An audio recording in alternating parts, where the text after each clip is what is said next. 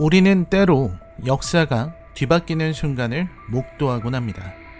모든 것이 바뀌고 엉키는 그 순간, 그 순간을 넘긴 뒤에 남는 것은 찬란한 영광 혹은 잔혹한 절망일 것입니다. 바스티유를 습격했던 군중의 함성이 프랑스 대혁명에 찬란한 영광을 가져왔지만 동시에 로베스피에르와 생쥐스트 같은 괴물을 낳았듯 역사의 흐름이란 때때로 우리의 기대를 벗어나는 것입니다. 1905년에 있었던 을사늑약의 치욕은 우리로 하여금 36년 동안 이어지는 암흑의 시대를 살아가게끔 강요했습니다. 때로 역사적 순간은 그 이후에 이어지는 긴 고통의 시간을 감내하라는 최후 통첩처럼 느껴지기도 합니다. 그리고 1979년 12월 12일에 있었던 일은 우리에게서 봄을 앗아가며 길고 긴 겨울을 선사했던 사건이었습니다. 봄, 1968년 프라하의 봄 이후로 인류는 수많은 봄을 꿈꾸고 맞이하려 했습니다. 하지만 아쉽게도 그러한 시도는 항상 무너지기 마련이었죠.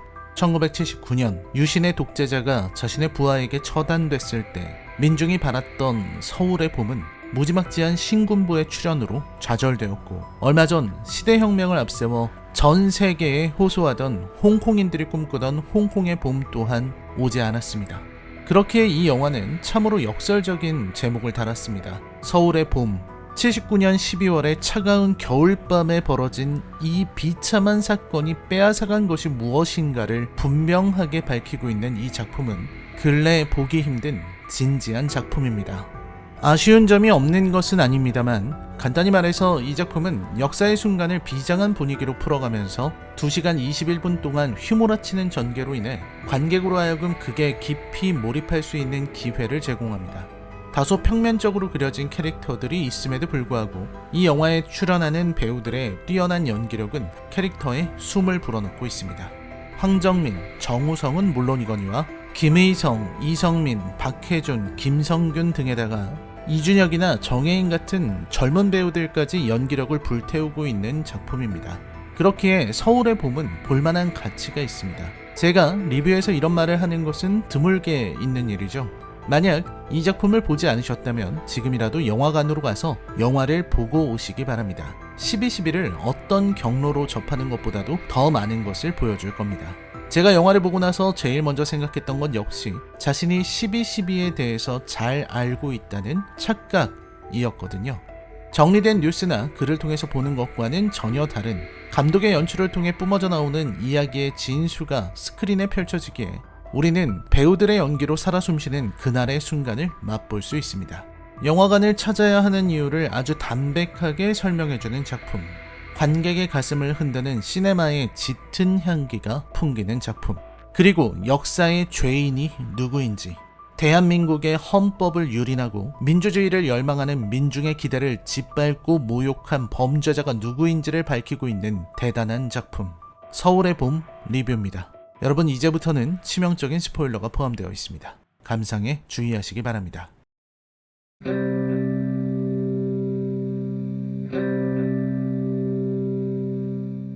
어쩌면 이 영화는 우리가 목도했던 역사의 시작을 그리고 있는 것인지도 모르겠습니다.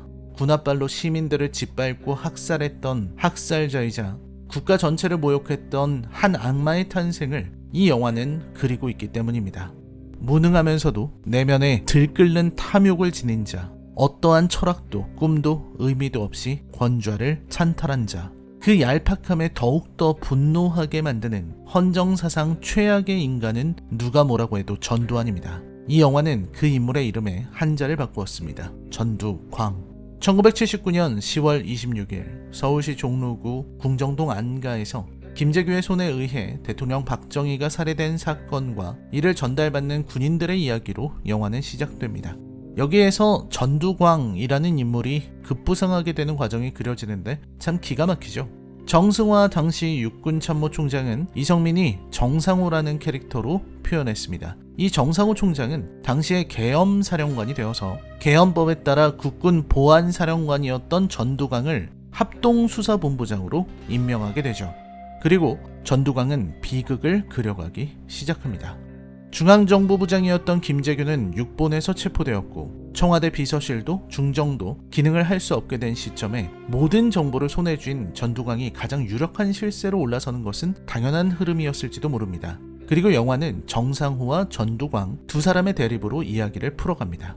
정권을 지닌 계엄사령관과 실세를 손에 쥔 합동수사본부장의 대립은 놀랍게도 전두광에게 유리하게 흘러갑니다. 정보를 독점하면서 동시에 하나회 세력을 등에 업은 전두광은 정상호가 막을 수 있는 상대가 아니었습니다. 독재자였던 대통령이 사라지자마자 마치 자기 세상을 만난 듯이 활개치는 그는 대담한 행동을 이어가고 정상호는 그것을 목도하죠.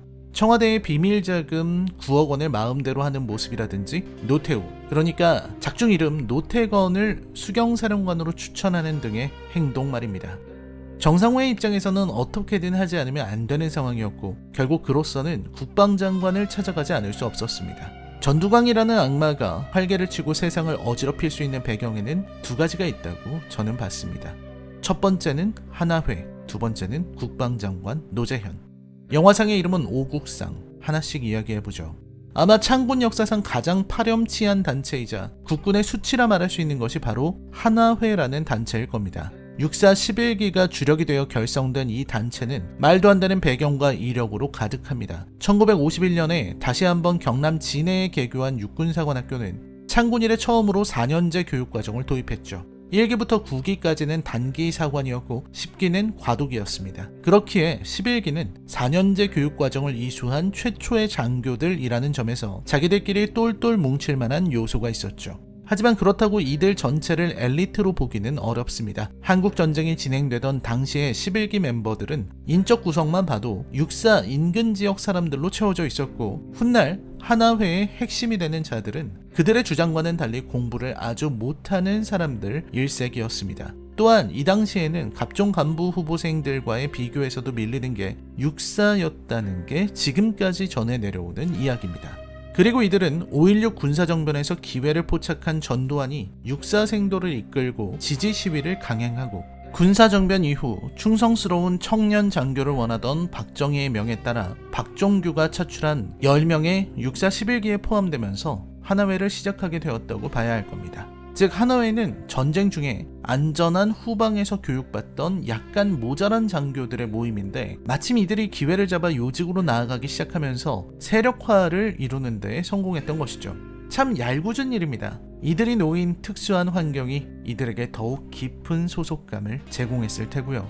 이들의 무서운 점은 바로 여기에서 시작됩니다. 전두환, 영화의 전두광, 노태건 등을 중심으로 결성된 이들 하나회는 그 이름처럼 하나라는 개념을 내세우고 있습니다. 너는 나고 나는 너다. 너와 나는 하나다.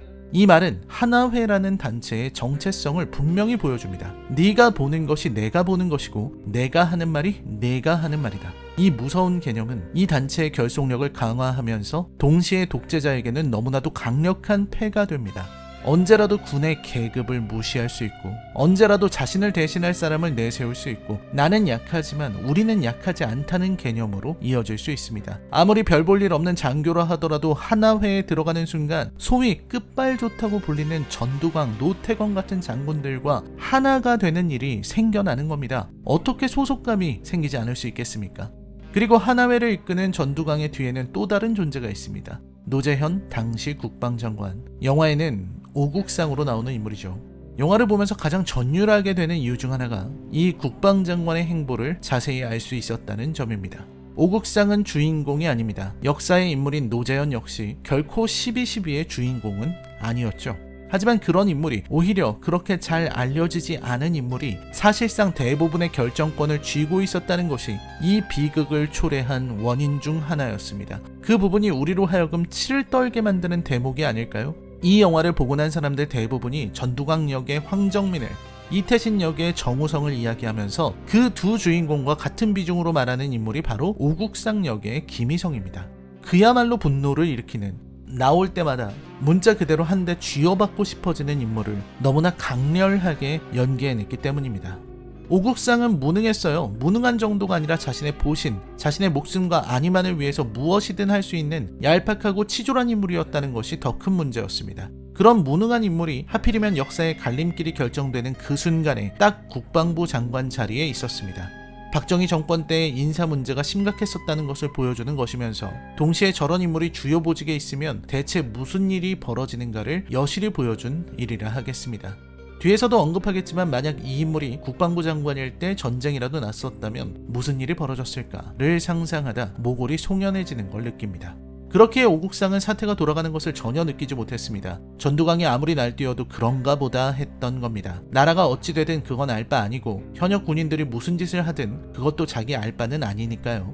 뒤에서 오국상이 하는 말을 빌리자면 국방부 장관이 뭐 나라 걱정하는 사람입니까? 국방부 장관이 꼭 군에 관심을 가져야 할 필요도 없잖아요. 국민보다는 자기 자신을 지키고 나라보다는 돈에 충성하는 게 국방부 장관의 사명 아닙니까? 그러한 오국상의 실체는 정상호가 찾아왔을 때 구체화됩니다. 전두광과 노태건을 좌천시키라는 정상호의 제안은 굉장히 직접적인 것이고 오국상은 거기서 머뭇거립니다. 만약 오국상이 정상호의 말을 듣고 그들의 위험성을 파악하고 하나회의 힘을 빼앗자는 말에 동의했다면 전두광은 결코 쿠데타를 하지 못했을 겁니다. 하지만 오국상은 전두광에게 뭐 받은 거 있느냐는 정상호의 말에 억지로 쑤셔 넣어서 어쩔 수 없이 같은 말이나 늘어놓으면서 한심한 모습을 보이죠. 이러한 정상호의 행동은 대단히 상식적인 것이지만 1979년의 겨울은 결코 상식이 통하지 않는 시절이었고 군부 어디에나 퍼져 있는 하나회의 눈과 귀는 이 소식을 전두광에게 전달합니다. 결국 정상호의 상식적인 선택은 오국상이라는 비상식에 막혀 이루어지지 못했고 전두광이라는 이름의 악마를 각성시키게 됩니다. 이대로 있다가는 다 옷을 벗게 될지도 모른다는 위기의식이 결국 걸림돌인 계엄사령관을 없애버리자는 미쳐버린 판단에까지 치닫게 되니까요. 그리고 정상호는 자신이 할 수 있는 마지막 방법을 사용합니다. 그의 선택은 다름 아닌 장태환, 그러니까 이태신, 즉 자신이 믿을 수 있는 군인에게 수경사령관을 맡겨 전두환의 야욕으로부터 수도를 지키겠다는 것이었죠. 그렇게 영화는 12.12의 이야기를 본격적으로 펼치기 시작합니다.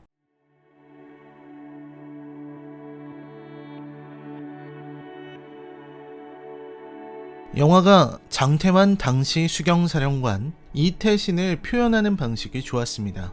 이태신은 장태환의 현신이지만 장태환이라는 역사적 인물과는 전혀 다른 성격을 지닌 인물이라고 저는 보았습니다. 물론 강직하고 타협이 없는, 그러면서도 국가와 국민에 충성하는 군인으로서의 진면모를 지녔다는 점은 공통적이지만 사실 역사적 인물인 장태환 장군은 대단히 다혈질인 사람이거든요. 장태환 장군의 생전 영상이나 육성 증언 같은 자료들을 들어보면 장태환이라는 사람은 활활 끓어오르는 용암과도 같은 사람이었다는 걸 알 수 있습니다. 반면에 정우성이 연기한 이태신이라는 인물은 병 속에 들어있는 불꽃 같은 사람이죠. 겉으로 보이는 모습보다 훨씬 뜨거운 가슴을 지닌 남자. 저는 이 인물을 보고 생각하면서 연신 감탄을 금할 수 없었습니다. 왜냐면 보통 이런 인물들, 그러니까 정치 군인들이 활개치고 다니던 시절, 그리고 군부 쿠데타를 일으킨 인간이 독재를 하던 시절에 군인은 정치로부터 멀어져야 한다는 소신을 당당히 밝히고 다니는 이런 스타일. 강직하다 못해 금방이라도 부러질 것처럼 대쪽 같은 이런 성품의 사람은 사실 출세하기가 쉽지 않기 때문입니다. 적당히 시류에 몸을 씻기도 하고 손바닥도 좀 비비고 고개도 살짝씩 숙여가면서 소위 정치를 해야만 윗사람들에게 잘 보여서 쉽게 진급할 수 있는 것이죠. 이태신처럼 꼿꼿하게 굴면서 큰 소리 떵떵 치는 사람을 누가 좋아하겠습니까? 그러나 그런 인물이기에 나아갈 수 있는 길도 있는 모양입니다. 어쨌든 이 사람은 그 굽히지 않는 군인 정신을 고수한 끝에 소위 하늘의 별 따기에 비유되는 장군까지 진급할 수 있었고 무수한 후배 군인들의 존경을 받았으며 일부 선배들의 신뢰를 얻었으니까요. 문자 그대로 군인 그 자체인 사람입니다. 그렇게 정상호는 이태신에게 기대려고 했던 겁니다. 이 참혹한 시대에 믿을 수 있는 건 이태신 같은 사람밖에 없다는 걸 알기 때문이죠.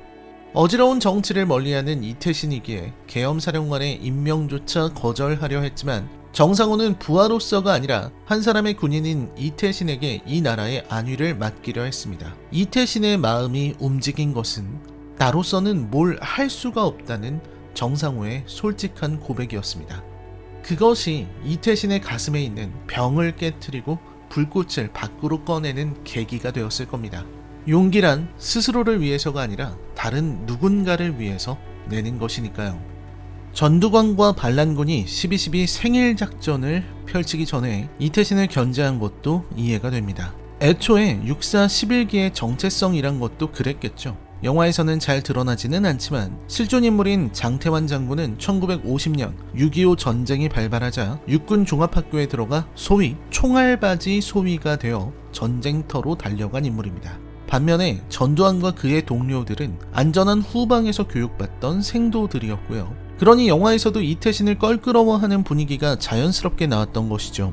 반면에 계엄사령관이 전두광을 함부로 하지 못하고 끙끙대는 것은 하나회의 전력이 대단한 것도 있었지만 전두광이 지금 박정희 시해 사건을 전담하고 있다는 부분이 컸습니다. 어디까지나 전두광이라는 인물이 지금 12.12를 일으킬 수 있는 가장 큰 배경은 바로 박정희라는 커다란 그림자 안에 있기 때문이죠. 수경사령관, 육군특전사령관, 육군헌병감 이 셋을 무력화하기 위해 요정으로 집결시키고 그 사이에 일을 저지르자는 전두광과 반란군의 계획은 참으로 황당한 것이었습니다. 그들은 아주 애타는 반란을 했습니다. 자신들의 뜻에 반하는 셋을 무력화시키고 더 나아가 계엄사령관을 체포해버리자는 전두광의 계획은 시작부터 흔들립니다.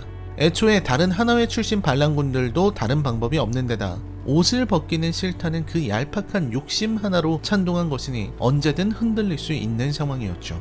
당시 대통령이었던 최규화, 영화의 최한규는 우직한 인물이었고 군인들이 대놓고 권력을 쥐락펴락하는 상황에서도 원칙을 고수하려는 모습을 보였습니다.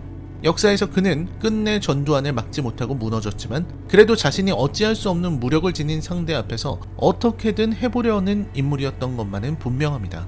최한규는 끝까지 전두광에게 브레이크를 걸고 전두광은 마침내 총을 뽑아듭니다. 이게 12.12의 발발이라고 영화는 그리고 있죠.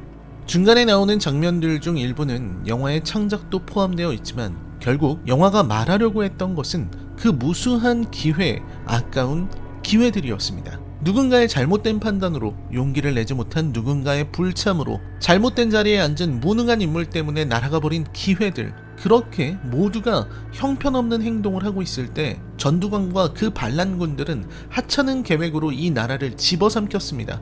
영화를 보고 분노하지 않을 수 없는 이유죠.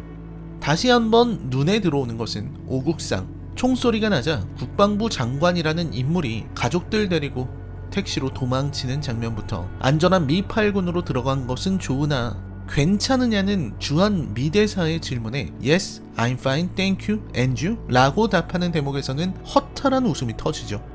이런 한심한 인물이 국방부 장관을 하고 전혀 미국과 소통하지도 못하고 분위기도 읽을 수가 없으니 나라가 무너지는 겁니다. 물론 육본에서 외친 명대사도 잊을 수 없죠.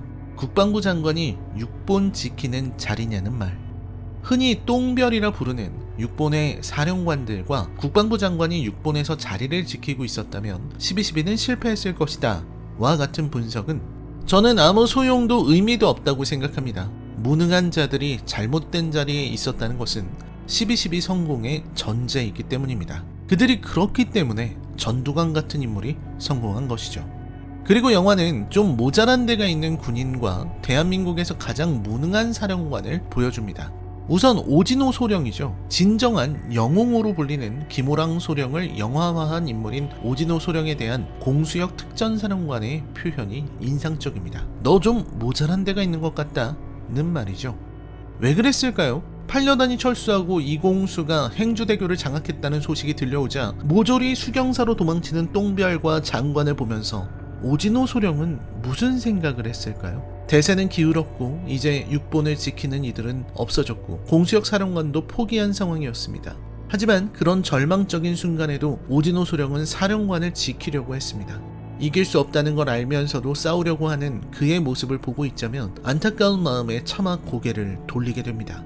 왜냐면 지금 사령관을 지키려는 저 소령의 모습이야말로 진정한 군인의 자세인 것인데 이 상황이 그걸 모자란 것으로 만들고 있으니까요.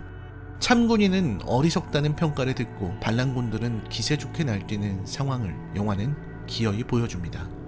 진다는 걸 알면서도 싸운다는 것, 끝내 물러서지 않겠다는 각오는 이태신에게도 마찬가지로 있었습니다. 상황이 어려워지자 혼자서라도 출동하겠다는 이태신은 권총으로 막아서려 했던 강동찬마저 뿌리치고 반란군을 막기 위한 최후의 움직임을 보입니다. 이태신은 중간에 한강 다리를 막아내고 최대한 주변의 병력에게 도움을 요청하는 등 수도를 지켜내는 사령관으로서 지략을 선보였지만 절대적인 전력의 차를 뒤집을 수는 없었습니다. 또한 수도 서울과 시민들을 지켜야 하는 입장인 이태신은 시민들 따위 얼마든지 짓밟을 수 있는 전두광과는 달랐습니다.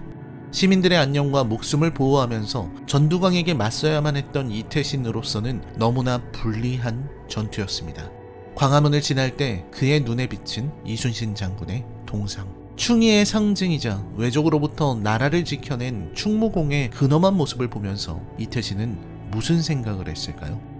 마지막 순간까지 저항했던 이태신은 결국 그 국방장관에게 직위해제를 당하고 마지막까지 혼자서 전진합니다.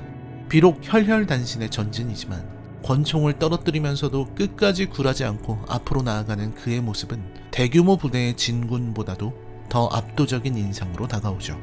이 작품은 거대한 비극입니다. 나라를 지키려던 참된 군인들이 패배하고 살해당하고 탐욕 하나만으로 반란을 일으킨 군 깡패 무리들이 승리하는 참혹한 비극입니다. 뻔히 역사를 알면서도 이태신이 체포당하는 장면에서 오열하고야 마는 것은 정의가 무너지는 그 비참한 장면에 내 마음도 무너지기 때문일 겁니다. 영화의 목적은 분명했습니다. 뭐가 즐거운지 실실 웃고 있는 쓰레기 같은 하나회 깡패놈들의 모습을 사진으로 찍는 장면, 그리고 그게 실제 하나회의 사진으로 바뀌는 대목에서는 감독의 연출과 그 의도에 박수를 보내지 않을 수 없습니다. 그렇습니다. 하나회와 전두광은 나라를 짓밟았고 그들이 차지했습니다. 영화는 말하고 있습니다. 보라, 이들이 바로 민주주의를 짓밟고 헌법을 유린한 역사의 범죄자들이다 라고 말입니다.